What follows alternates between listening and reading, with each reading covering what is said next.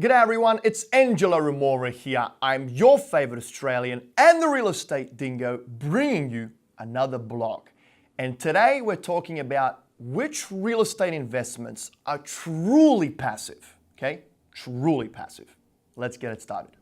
Okay guys, I've got a feeling this is gonna be a very good blog, okay? So listen up. A lot of you have probably heard of the buzzwords like financial freedom and passive income, okay? Financial freedom, passive income. Every bob and their dog is freaking, parading those two words, especially all the gurus out there selling all kinds of crappy materials, which I'm not gonna go into depth on right now. I do not like those folks, but I'm gonna leave that for another vlog. Now, for those of you that do not know me too well, I operate a turnkey company, and what turnkey real estate means is the devil of real estate. And there's quite a few of you that have already kind of, questioned my integrity when it comes to that, saying, hey, I'm a secondhand car salesman, I'm just pushing my product, blah, blah, blah, blah, blah. Guys, well, this blog is pretty much gonna tell you that I'm about to shoot myself in the foot. Even though I am a turnkey provider and I do offer turnkey real estate, one thing that I've always done is I've turned down more business than I've taken on because it's not a right fit for everyone. And I don't want to compromise my beliefs and sell a property to someone that I don't think it's a right fit for. So, with that being said, I'm about to shoot myself in the foot.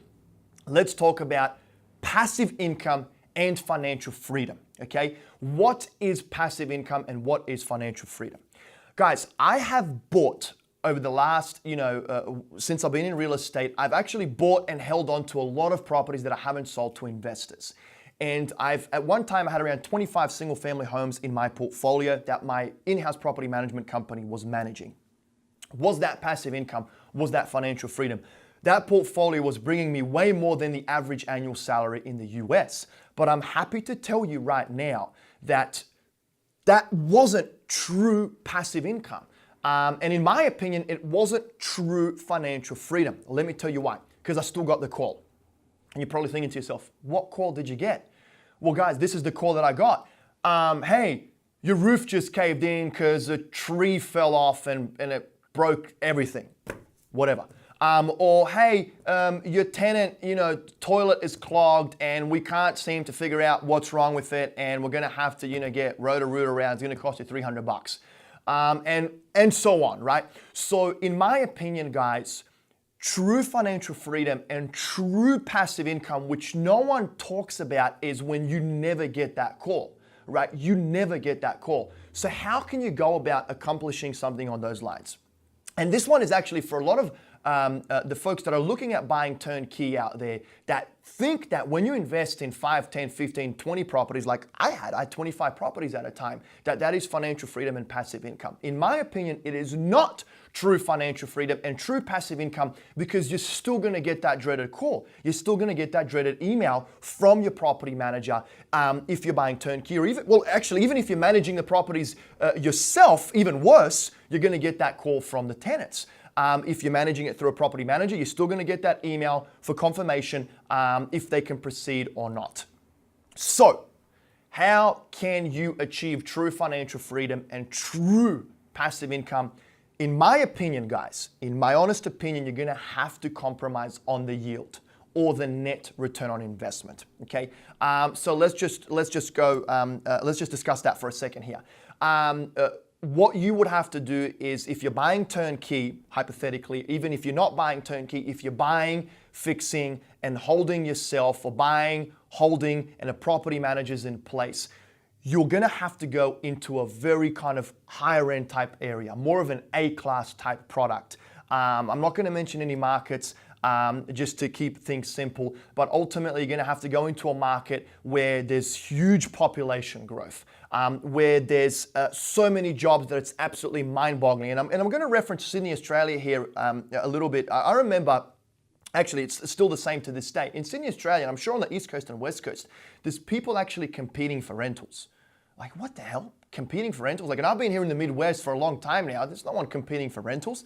And in Australia, there's people competing for rentals. There's like 4 or 5 folks that will, submit their application, and then whoever pretty much earns the most money or has the best looking profile from a renter application standpoint, they're going to get that property. And that is something that is pretty mind-boggling to me. So if you can kind of find a market that is similar to that type of competition here in the US anywhere, that in my opinion would kind of be a good way of having it completely passive income and true financial freedom. Let me go into a little bit more depth there. Another thing that you would have to do is, so first of all, let me backtrack a little bit. So you've bought in a much higher end area. There's a lot of population growth. There's a huge demand for rentals. There's people fighting over a rental. With that area, there comes a price tag. You're probably going to have to pay a lot more than you would in any lower type asset class or a B class asset or even the Midwest, right? So you're probably going to have to be on the East Coast and West Coast, but don't take those words with a grain of salt. I'm sure there's other markets out there. So that's one thing that's going to happen. It's going to come with a price tag. So straight away, you're going to be compromising on that net return. And here is another way how you're going to get a lower return on investment, and that is this. You're going to instruct your property manager to not bother you with any maintenance requests. I know that sucks, guys, because you're going to have to let go of the reins and you're going to just have to trust them, which will kind of bring me a full circle here, I guess, saying that, you know, and I've said this before in many other blogs, teamwork makes the dream work. You have to find the right people first before you look at the stats and demographics of a particular area. So teamwork makes the dream work. Find the right people first before the actual stats and demographics. I'm fast forwarding now. I'm all over the shop in this blog. So you're going to have to trust your property manager, guys. You're going to have to let go of the reins and you're going to tell them, hey, whatever maintenance issues arise, I've got $1,000 in the maintenance reserve. Feel free to use it any way you feel fit. So pretty much, guys, let me recap everything. You are buying an A-class product in a hot and desirable market where there's a demand for rentals, population growth, employment is huge, and folks are fighting over rental property. Then you found an amazing property manager that's reputable, that's trusted, they're awesome, and you are going to give them full control, and you will not complain, and you will not ask any questions.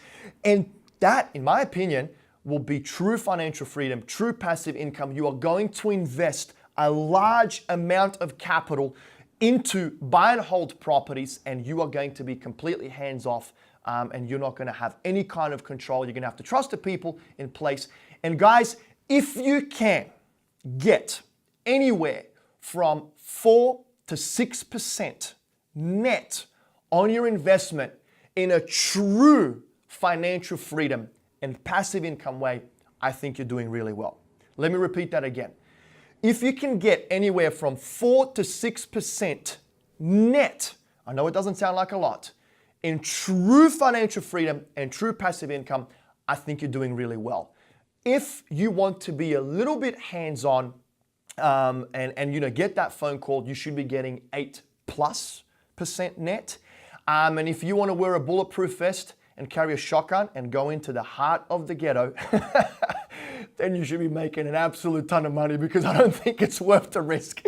But guys, look, that's kind of my opinion. That is true financial freedom. That is true passive income, where you do not get that phone call. You are sipping pina coladas in the Bahamas and that rent is coming in, or that return is coming in. There are other ways, not just real estate, where you can get that passive income, the true passive income. You know, so that's it. I'm done. Sorry for rambling. Hey, I'd love to hear from you. I'd love to hear your thoughts. Do you think I'm right? Do you think I'm wrong?